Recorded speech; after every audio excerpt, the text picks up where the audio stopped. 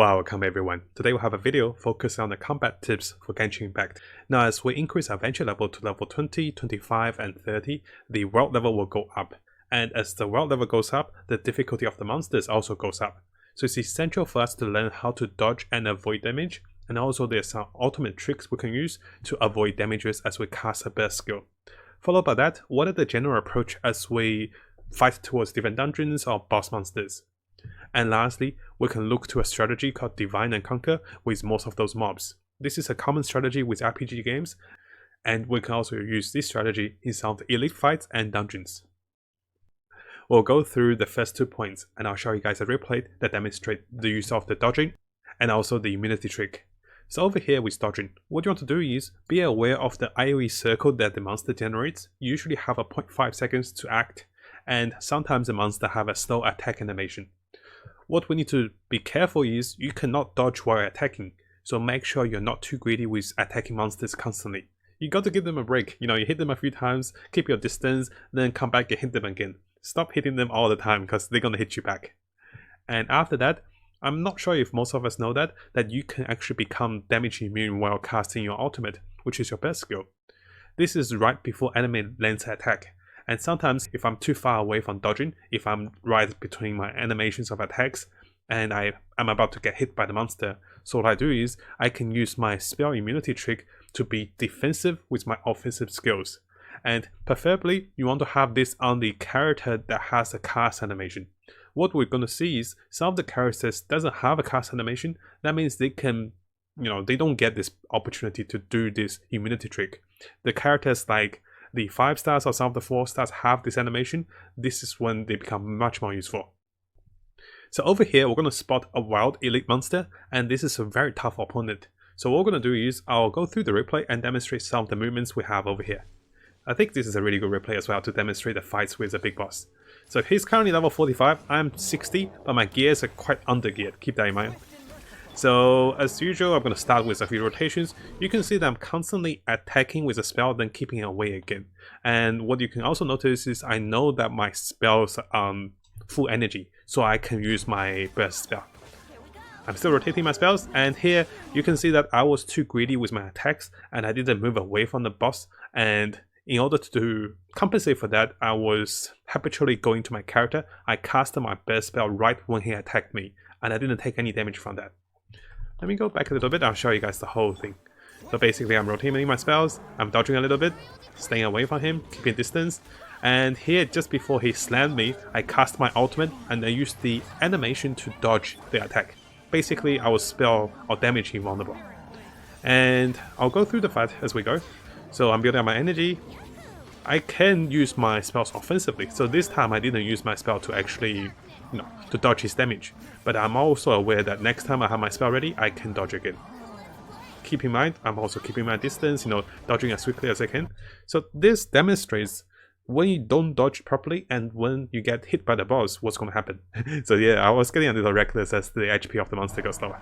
So I got champ comboed. You know how we combo the monsters? They also comboed me 3 times. So this is why it's so important to dodge correctly. And my Jin was my tankiest unit. If it was something else that was getting hit by those 3 combos, I will be on half HP for that character. It's not a big deal in the wild, but in the dungeons against like boss monsters, in the the weekly fights, you do want to try to dodge and use your burst spells to avoid damage as much as you can, because the resource of food items are limited with the cooldowns and also the usage. So you can see I'm still casting, and here I just healed because I was low on health, so I might as well get it out. And what you're going to see again is, the boss is about to attack. I'm too close to get away. I'm going to use my ultimate to get away. So notice the floor under me was kind of debuffed with the AoE attack that was coming, and I was not getting away. So I just cast my ulti and I avoided that damage. And I didn't really mind taking the damage, but it's a good practice that we try to, be smart and avoid the damage if we can. It also makes us feel great as a gamer as we dodge those damages and outplay with those mechanics. There are a few general approaches that I have as the difficulty of the game increases. So beforehand, I was able to brute force everything with a few potions, with a lot of damage from my characters. I was okay. but as the difficulty of the game goes further after level 25 or level 30 with adventure level, there's a few things I start to do. Firstly, I allow myself to fail. If there's a challenge with a few elites that just smashes me, I don't try to waste my potions or food, I just allow myself to fail. I was like, okay, you guys beat me this time. I'm going to teleport and revive my characters at the portal of the Statue of the Seven, and I'll come back and know what you guys have, and I will be ready this time. I might even prepare myself with all of my burst spells ready and come back and fight them. Now, reviving at the Statue of the Seven is such an effective strategy. What you're going to see is the developers actually set a limitation of how much you can restore with the statues.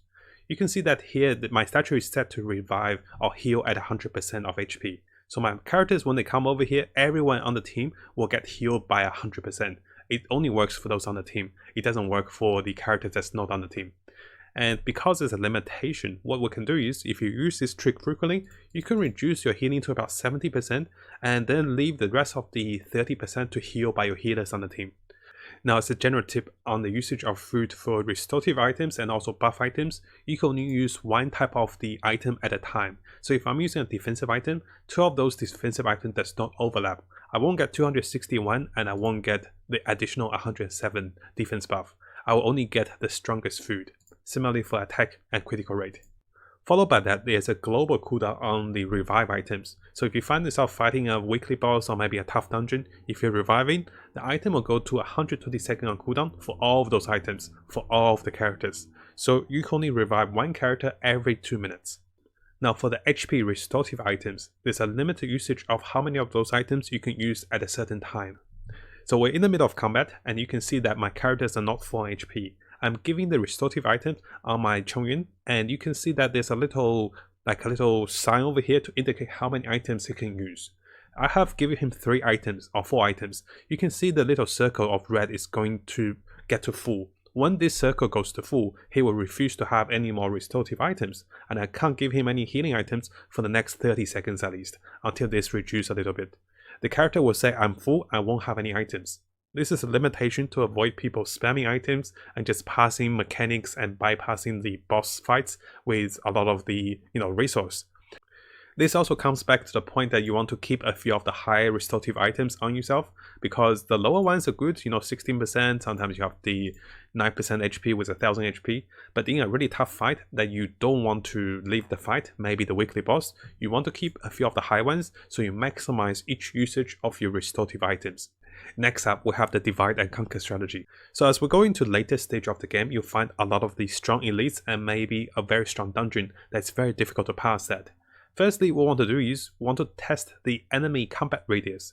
We don't want to get out of the enemy combat radius and the enemy actually reset and they walk back to where they started. So after testing how far and what are the range of the combat radius, what we can do is we can approach and try to kite the monsters. By kiting monsters, we want to focus on the most threatening ones or the disruptive ones. The disruptive ones can be the archers or the mages that cast spells that, slows us, stuns us, or freezes us. The threatening ones are the ones that does a lot of damage, and we should be aware of those. The replay of this fight is at the Hidden Palace over here. Upon retrieving adventure level 30, we can unlock this palace challenge. So upon entering this dungeon, what you're going to see is you're going to see 1 Ruin Hunter and 2 Ruin Guard. Those are very strong, especially after level 30. They're going to have homing missiles, they have a lot of animations and lots of AoE damage. What happened to me the first time is I just ran towards them. I was like, I'm going to kill them and get my chest. And they killed me. Within like 5 minutes after using all my restorative items, I got wiped. My entire team died. So the second time, I'm using some of the strategies we talked about earlier. What we're going to do is we're going to check the radius of the last golem. We're going to try to kill that one first. And if I can't, I'll be aiming on the most threatening one, which is the Ruin Hunter. That flies and also does a lot of the damage with homing missiles, and it's really, really tough. So I'll show you guys over here. So basically, I'm going to run towards one of the monsters, and basically all of them are going to activate. After that, I can notice the radius. I'm trying to pull away from the monsters. I'm going to check the radius. I want to see if the monsters follow me, and if I can just lure 1 or 2, or the best case is just get 1. The second best case is just get 2. And here I was able to lure 2 of them actually. So you can see the Ruin Guard is actually lured over here, and also the Ruin Hunter. The last one did not get triggered, so he didn't get, he didn't get a notice that we're actually fighting. And I realized, okay, I'm not gonna waste my energy and resource on the stationary Ruin Guard over here. I'm gonna focus on the Ruin Hunter. Knowing that I have successfully only pulled 2 monsters away, I can actually consider using some of my food items.